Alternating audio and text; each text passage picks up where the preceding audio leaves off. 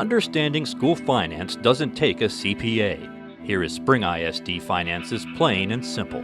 In the spring of 2006, the Texas legislature passed House Bill 1 in an attempt to reduce property taxes and equalize funding for all school districts. The bill required school districts to lower their tax rate, and state aid was increased to make up the difference. Unfortunately, House Bill 1 capped a total of local and state revenues at the 2006 funding level, with the exception of one small increase in 2009, and that was tied to a state-mandated pay increase. This means in future years, if property values go up, school districts still won't get more money. Because even though property taxes generate more money for the district, the state will pay less. Here is what the budget looks like right now. When you break it down, it's pretty simple. Inflation of prices for goods and services are affecting everyone. Costs are rising, but our revenue is the same.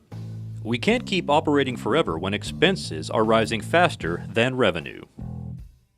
For all school districts, payroll is the largest expense because we depend on people to deliver a service. Payroll makes up 86% of our total budget. The largest portion of this total is the cost of teachers and support staff who have daily interaction with our children in the classroom. So how can the school district get more money? There are only two ways our district can receive more money under current law. One way is an increase in student enrollment. And although our enrollment actually increased this past year, more students will mean more costs.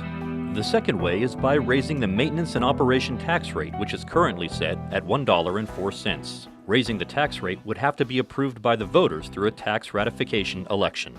Even if our district voted to allow the maximum increase to $1.17, this would only be a short-term solution to our budget deficit, because as we all know, costs just keep going up. And this year, school districts are struggling to meet these rising expenses with a major cut in funding. Okay, so now what? We can cut costs, but that means reducing services and offering fewer programs. Unless we get help from the 2011 Texas legislative session, we cannot increase revenue without increasing the M&O tax rate. However, the legislature is facing an estimated $27 billion budget deficit, so we do not expect any help. That means all school districts across the state will have to survive for at least 2 more years under, at best, the current funding formulas. So there it is, school district finances, plain and simple.